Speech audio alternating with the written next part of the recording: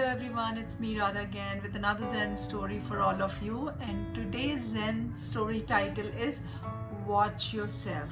If you ever have been in a situation where you have found faults and defects in people, in other people rather than in yourself, then this is the story for you to watch, to listen.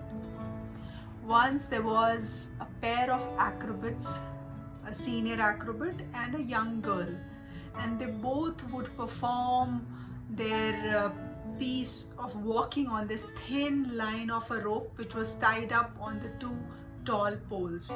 They would hold this long bamboo in their hand by balancing themselves while walking on that thin rope.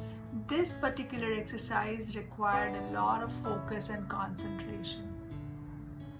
To be able to stay focused and concentrated, the older practitioner said to this young girl that why don't we look at each other, concentrate on each other, that ways at least we will have each other's focus and we won't fall off this rope and perform this task beautifully.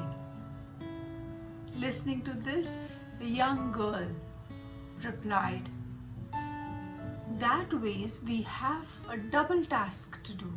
One, watching the other person and watching ourselves too. I think it's best that we watch ourselves and maintain the balance while we walk on the rope. This particular story, it's said that it has been told by the Buddha himself. The beauty of this story is that it talks about how important it is for one to know and watch himself or herself. See, when you get on board in a flight, the flight attendants advise you in case of emergency, put your own oxygen mask before you help your friends or family or person is sitting next to you. Exactly the same thing happened in a real life situation. We must focus on ourselves. We must take care of ourselves before we start helping others. If our physical ability as well as mental abilities are 100%, then we will be able to nurture, guide, counsel other people in a more productive way. So it's very important that we need to watch ourselves before we reach out to others. By learning how to nourish your body and mind will naturally lead to treating the people around us in a more compassionate, kind and loving way. And that's the beauty of watching yourself. That's the beauty of taking care of yourself first. Taking care of yourself in a more spiritual sense, not in material sense that I buy myself something. It's more with a spiritual uplifting. Taking care of ourselves is equal to taking care of others.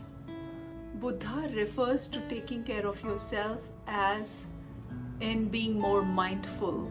Being mindful is how we start taking care of ourselves by observing the thoughts that pop in, the feelings and the emotions that come in, and are we in control of them? Are we being more reactive or are we being more responding to these situations?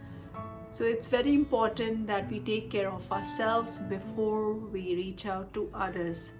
That's all for today, and I shall see you soon in my next Zen story. Take care. Bye-bye.